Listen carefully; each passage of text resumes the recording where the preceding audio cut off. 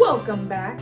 This is IIW2 News Station, bringing you microdoses of microplastics. I'm your host, Amari Walker, and today we're going to cover a range of topics from weather, health, even a little bit of lifestyle before we get to our headliner for tonight. And now I'll pass it over to our weather anchor who has surprising forecasts for the week. Take it over, Amari. Ooh. Thanks, Amari. As you know, this week's been a whirlwind of activity.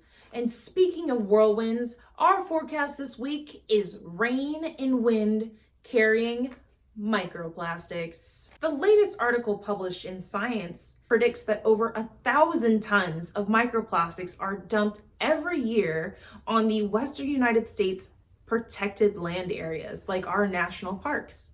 So long to Yosemite. That's the equivalent of over 100 million water bottles on land that had nothing to do with plastic.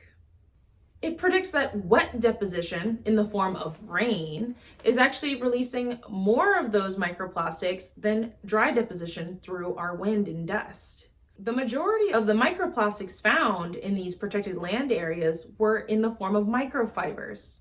Microplastics that were deposited from rain events were more likely found from areas in local cities neighboring these protected land areas, while those that traveled by wind, which are typically smaller in size, were actually found to be circulating on their own global microplastic current. So it's almost like a new dust cycle, but just for plastic. How fun. So as rain comes our way this week, think about the ways that we're contributing microplastics to our protected land masses. Back to you, Amari. Well, that was pretty ominous forecast for this week, but let's move on to something perhaps a little happier. Let's go to lifestyle. Hey folks, welcome back. Today on Lifestyle, we're going to talk about that special time, in the bathroom. That's right, we're talking about wet wipes. Over 160 million microplastics are predicted to be released through gray water, which is the water that comes out of your bathroom and is slightly cleaned up at a wastewater facility plant, and then subsequently dumped into our rivers and oceans. While they clean out a lot of those microplastics, a lot of them just still end up floating into our freshwater and ocean water.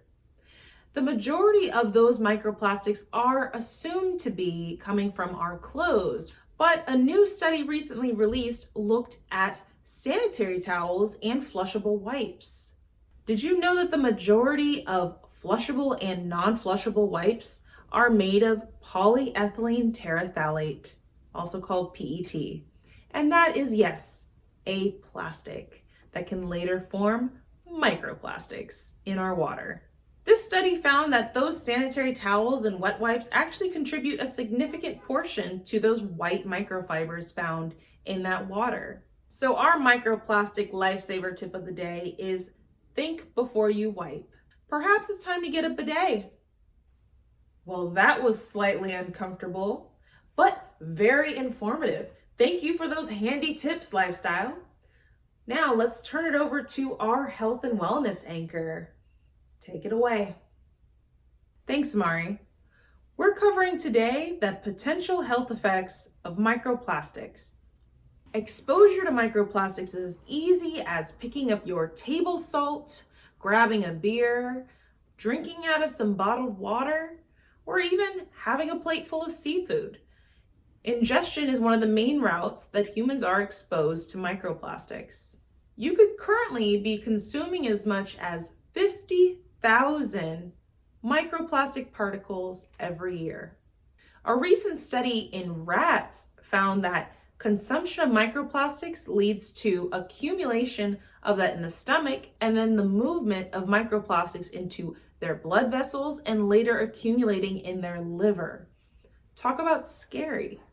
The next route of exposure of microplastics actually comes from inhalation, mainly from our indoor environment.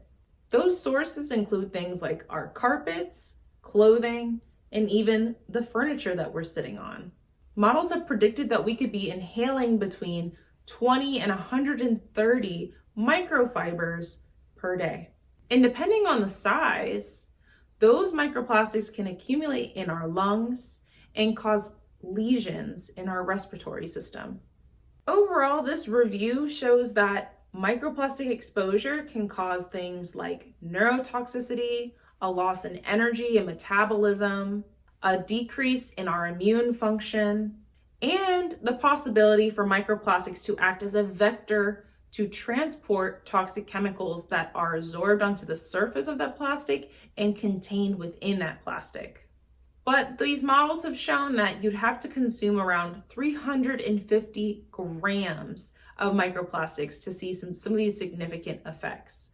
And so while we're not there yet currently, a lot of research still needs to be done in this area. So take this all with a disclaimer, because none of these studies were actually done on humans. They were done on model species like rats. And we just need more research to truly understand all of the human health effects of microplastics. And we'll take it right back to you, Amari. Wow, thank you, Amari, for that disclaimer. And that brings us to our headliner for tonight, primetime news. Recently released, a new study found the relationship between microplastics and climate change. As more microplastics and normal plastics end up being released into our ocean, they end up interacting with phytoplankton. Phytoplankton are primary producers that take carbon dioxide out of our atmosphere and the ocean and convert it to things like organic matter and oxygen. I know we all like to breathe, so we need phytoplankton in our world. As a matter of fact, marine organisms actually contribute over 80% of the Earth's oxygen. In this study, microplastics have been shown to affect phytoplankton's ability to grow and reproduce, thus harming their ability to do photosynthesis and convert all of that carbon dioxide into oxygen and organic matter. It has also been shown to have toxic effects on their development and reproduction, which causes changes to the ocean's ability to store carbon. The overall changes to the ocean's ability to sequester carbon is going to have a huge effect on our Earth.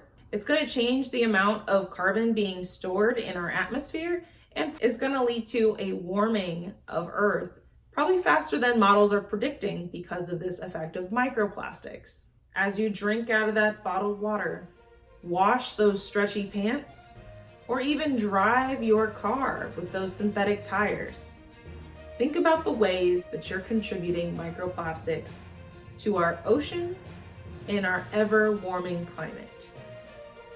And that's all I have for you today. Thank you for tuning in to IIW2 News Network, where we bring you microdoses of microplastics news. I'm your host, and I hope you enjoyed this. And if you like our content, don't forget to like, share, and subscribe. Take care.